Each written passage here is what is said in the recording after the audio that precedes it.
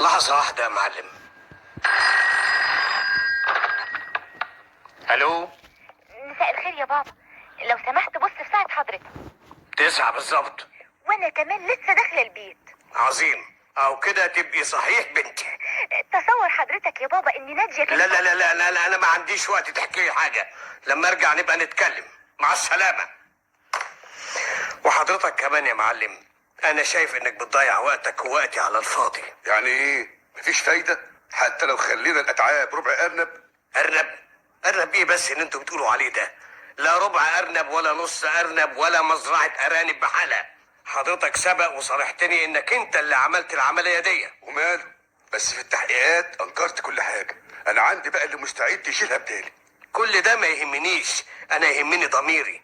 انا مستحيل اترافع عن انسان مذنب. مذنب؟ والله عال. بقى انا جاي لك هنا عشان تقول لي مذنب؟ امال عاوزني اقول لك ايه؟ ولا تقول ولا تعيد. هو انت يعني فاكر ان مفيش محامي في البلد غيرك؟ المذنب قال جايين نديهم فلوس ومش عاجبهم. مع السلامة يا معلم. الله يسلمك يا ابو كده.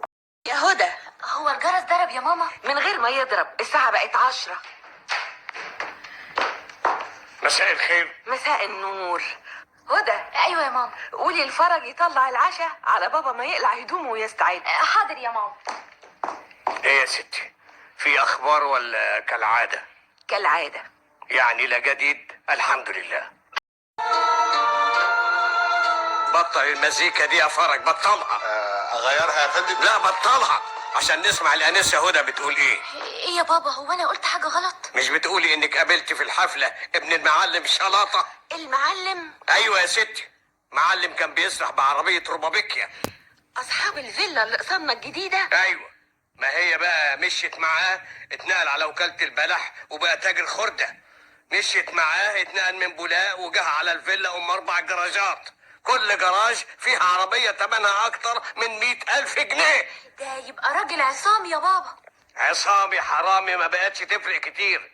الفلوس ما هياش كل حاجة، المهم الاصل. علشان كده احنا اعتذرنا لهم لما طلبوا يزورونا. لا يزورونا ولا نزورهم ولا لنا دعوة بيهم خالص. كل ده يا بابا علشان كانوا فقراء؟ لا يا انسة، الفقر ما هوش عيب.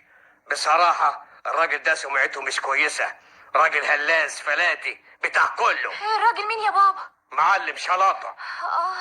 انا بحسب. وابنه طبعا هيكون زيه. ما الحكاية دي تبقى وراثة. عن اذنكم. وبعدين يا شرف، الله، انت ما اكلتش حاجة خالص. مش لازم، ميعاد العشاء انتهى وميعاد المشي اللي بعد العشاء وجب. حد هيجي يتمشى معايا؟ ايوه انا يا بابا. وانا كمان جاية معاكم، بس على شرط، كلام واحنا ماشيين مفيش. هو ده بقى اللي كان مخليكي كل ما اكلمك في التليفون ترفضي تكلميني؟